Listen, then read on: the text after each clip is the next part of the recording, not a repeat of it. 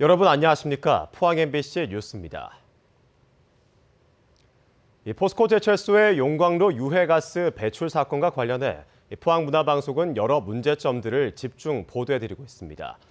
환경부 민관협의체는 지난 석 달여간의 조사를 마치고 조만간 종합대책을 발표할 예정이지만 언론의 회의장 접근을 원천적으로 차단하는 등 폐쇄적인 운영으로 빈축을 사고 있습니다. 장성훈 기자입니다. 환경부가 최근 보도자료를 통해 밝힌 용광로 브리드 관련 설명문입니다.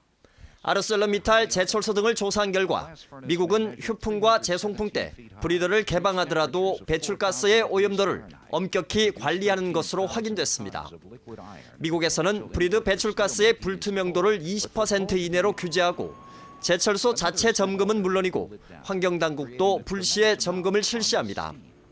불투명도 기준을 위반한 업체에는 하루 6천만 원가량의 벌금을 부과하고 미국은 현재 주 단위에서 이루어지던 규제를 연방 차원으로 격상하는 방안도 검토 중입니다.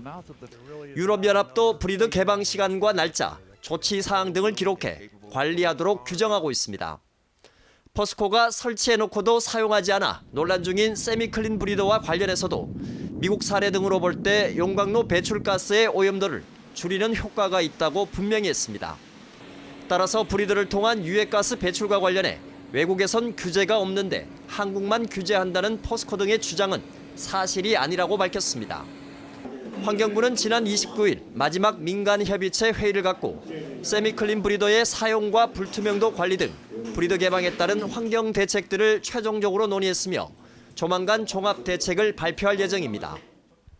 한편 환경부는 민간협의체를 운영하면서 언론의 회의장 접근을 가로막고 취재를 거부하는 등 폐쇄적인 행태를 보여 국민의 알 권리 침해는 물론이고 여러 의혹에 대한 논란을 키우고 있다는 비판을 받고 있습니다. MBC 뉴스 장성훈입니다.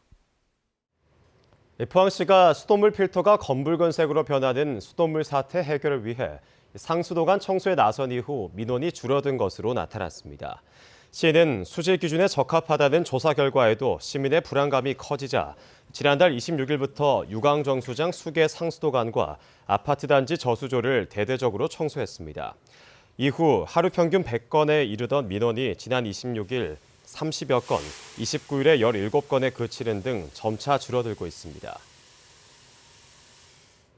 포항에서도 올해 첫 벼베기가 실시됐습니다. 올해 처음 벼를 수확한 농가는 북구 청하면 미남리의 박종칠 씨로 지난 4월 25일 모를 냈습니다. 올해 포항시의 벼 재배 면적은 6,168헥타르로 1,600여 농가가 벼농사를 짓고 있습니다. 한편 포항시의 벼농사 관련 예산은 육묘에 14억 원, 농기계 지원 7억 원, 볏짚 환원 1억 원, 항공방제 5억 원 등 모두 32억 원입니다. 경상북도는 추석 벌초와 성묘, 수학 등 야외 활동에 따른 뱀과 벌 등의 야생동물 피해에 대한 치료비와 사망 위로금을 지원합니다. 대상자는 사고 발생일 기준 도내 주소를 둔 도민이면 누구나 신청할 수 있으며 치료비는 최대 100만 원, 사망 시는 500만 원을 지원합니다. 다만 수렵 등 야생동물 포획 허가를 받거나 로드킬 사고 등으로 피해를 입은 경우는 지원 대상에서 제외됩니다.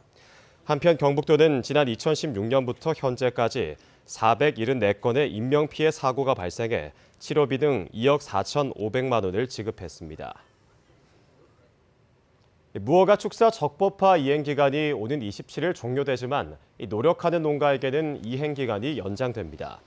정부는 이달 27일 이행기간 종료 전까지 측량을 완료했거나 건폐율 초과 부분 철거, 설계도면 작성 등 위반 요소를 없애고 적법화를 진행하는 농가들은 추가 기간을 부여할 방침입니다.